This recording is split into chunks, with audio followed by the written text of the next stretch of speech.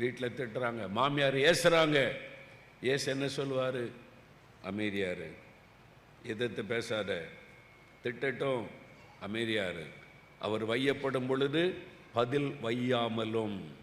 புருஷன் திட்டுறாரு, உடனே பெட்டி தூக்கிட்டு போயிட்டு போயிடுறது. உடனே எனக்கு வேண்டாம், எனக்கு படிச்சிருக்க, நான் வேலை பார்க்குறேன், இவரோட எதுக்கு வாழணும்?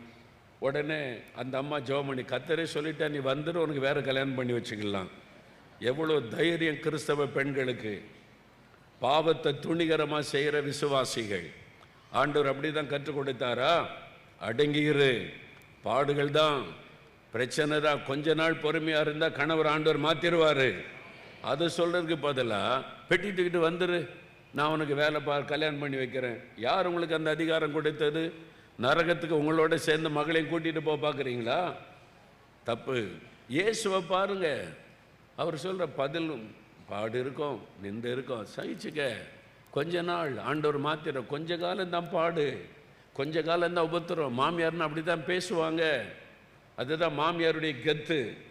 அதனால் கொஞ்ச நாள் பொறுமையாரு. அதே மாமியார் உனக்கு சலாம் போடுற அளவுக்கு கர்த்தர் மாற்றிடுவார். கொஞ்ச நாள் உபத்திரத்தை சகிச்சா போதும். இயேசுவை கற்றுக் கொடுங்க. உலக மக்களை போல வாழ கற்றுக் கொடுக்காதங்க பிள்ளைகளுக்கு. கிறிஸ்தவ குடும்பம்னா இயேசு வாழுகிற குடும்பமாக இருக்கணும், சாட்சியின் குடும்பமாக இருக்கணும். அவருடைய சீஷர்களாக நம்ம வெளிப்படணும். இயேசு இப்படி தான் வாழ சொன்னார், இப்படி தான் வாழணும். அல்லேலூயா சொல்லுங்க, அல்லேலூயா.